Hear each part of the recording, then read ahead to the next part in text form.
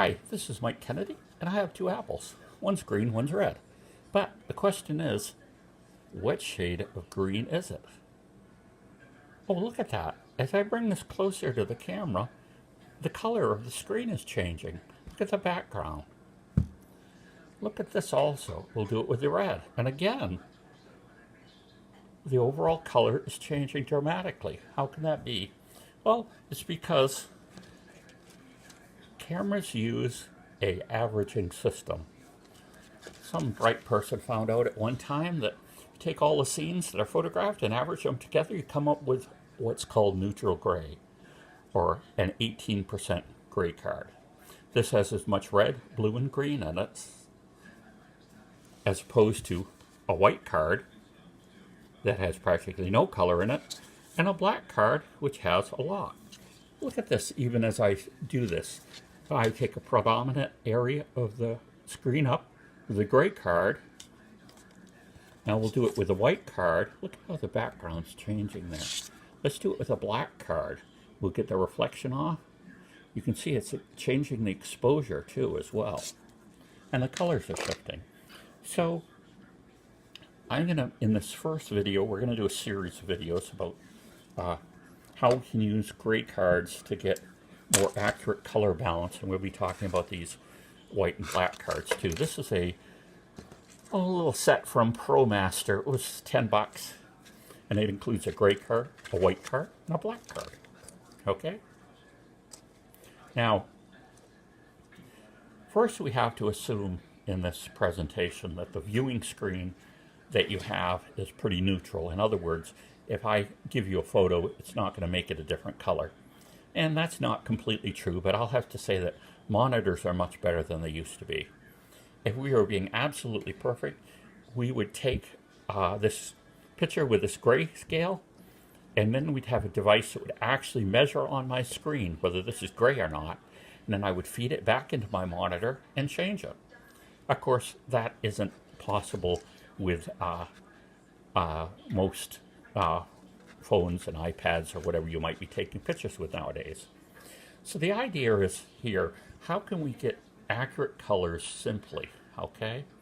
And why I'm doing this is because I noticed, this iPad mini is small enough to take with me in the field. I've been doing mushroom photography and plant photography.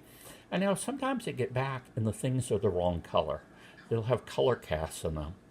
I found out one thing, that using the HDR mode, which is high dynamic range mode, that combines several exposures, sometimes color casts would come up in the photographs that couldn't even be corrected without throwing other areas of the photo off. So if we've got a system that just looks at things and tries to average them together, how are we going to make sense of that? Well, one way we can do it is by taking a picture of a gray card in our photo. So if we absolutely want to know what color green this apple is, we could take a photo like this. And then in some simple software, we know this is supposed to, we don't know what color this is supposed to be, we don't know what color the background is, but we know that this is supposed to be neutral. So we can go into some software, post-processing they call it. You go into image editing software, you go to white balance and you pick a color picking tool and you put it on this area and set it there, and that's going to correct all the colors in your photograph. So you can see that and you might say, well, I don't want to take every photo with that big thing in it. Well, you don't necessarily have to. You could take a very small amount of the actual amount of your photograph with that in it.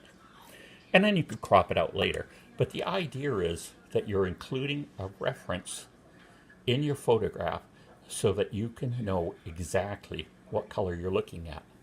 So that's in the taking process. Here we've got a camera that is just all automatic. I can't really adjust anything on it. And this is the native camera software that's on this iPad mini too. Now we can download other software that will give us more control over what the camera does. And that is to be highly recommended if we're really interested in accurate colors. But let's do this for now.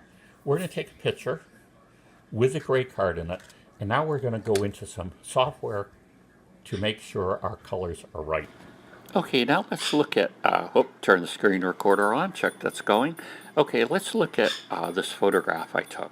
You can see I've got the two apples. I've got the gray card, white card, and black card. Now normally the camera is going to look and try to average this to some extent to neutral gray, but there's some complicated software in there too that's looking at it and trying to determine whether it should all be averaged out or whether some things are the color they're supposed to be, even though they're very dominant. This would be the case if you take a picture with the sky. The computer software in there would say that big blue blob at the top, don't try to make that into a neutral gray. That's going to come out wrong. So there are some complicated computer decisions that are being made. But the idea is here, we've got a camera that we can't adjust anything on practically. So what we're going to do is include a piece of this gray card in so that we can draw it into the program. We pick white balance. Then we go down to the third choice, which is a color picker, which is colored like a drop. Look, if we check it on the black, look how it's changed the background. That's not acceptable. The white is getting a little bit closer to where it should be. But if we go to the neutral gray and I observe the site in real life, we find out that this is the most accurate version of the picture. So what I can do is I can check over here on the bottom right hand side and I can save that photo. This program is Snapseed that I'm using. It's a free program. I'm on an iPad mini 2, so this is available from Google to use on this, on the OS, the system, the Apple type systems, and I'm sure it would be available also on Android.